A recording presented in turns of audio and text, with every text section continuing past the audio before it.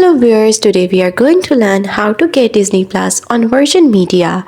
The process is quick and simple, just watch till the end and don't miss any important step. Step number 1. If you are already a Virgin Media customer but do not have Disney Plus account, you have to create one and then log into your My Virgin Media account. After that, you have to go to the Entertainment Service section. In the Entertainment Service section, you will see a Flex page.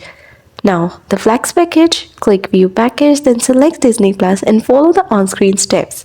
Once done, you will receive an email with a link to activate your Disney Plus account.